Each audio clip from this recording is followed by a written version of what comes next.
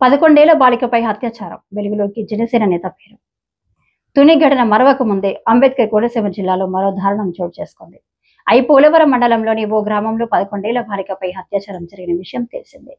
జనసేన నేత రాయపరెడ్డి సత్య వెంకటకృష్ణ బాలికపై అఘాత్యానికి పాల్పడినట్లు తెలిసింది. స్కూల్ సమీపంలో ఉన్న భవనానికి బాలికను తీసుకెళ్లి అత్యాచారం చేశాడు. బాధితురాలి కుటుంబ సభ్యుల ఫిర్యాదు మేరకు రాయపరెడ్డి సత్య వెంకటకృష్ణపై పోలీసులు పోక్సో కేసు నమోదు చేశారు. పూర్తి వివరాలు తెలియాల్సి ఉంది. మాది పోలవరం మండలం అండి. మా పాప 6th క్లాస్ చదువుకుంటుందండి. అక్కడ రాయపరెడ్డి బాబాయ్ అని ఆయన కూడా పీటీ టీచర్గా వర్క్ చేస్తున్నారండి. తరచూ దారిలో చాక్లెట్లు, బిస్కెట్లు ఇవన్నీ ఇచ్చేవారంటండి.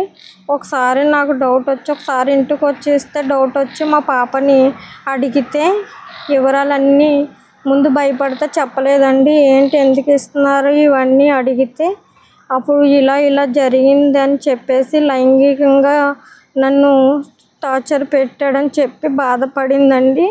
అందుకని నా పాప బాధలో నాకు ఇక నేను తట్టుకోలేకపోయానండి. వెంటనే నేనైతే ఇలాగ అనుకున్నానండి, ఈ ఎదవని స్పాట్లో చంపేయాలి వెళ్ళి అన్నంత కసి నాలో పెరిగిపోయిందండి. కాకపోతే పెద్దవాళ్ళు ఉన్నారు కదా, మా అన్నయ్య వీళ్ళందరినీ ఆలోచించుకొని ఇలాగ చేసుకున్నానండి. నేను జరిగిన అన్యాయం ఇంకా వేరే పాపకి ఎవరికి జరగకూడదని, ఇటువంటి ఎదవులకి ఏ శిక్ష అయితే ఉన్నదో న్యాయవ్యాధులు అలాంటి శిక్ష వెయ్యాలని నేను కోరుకుంటున్నానండి.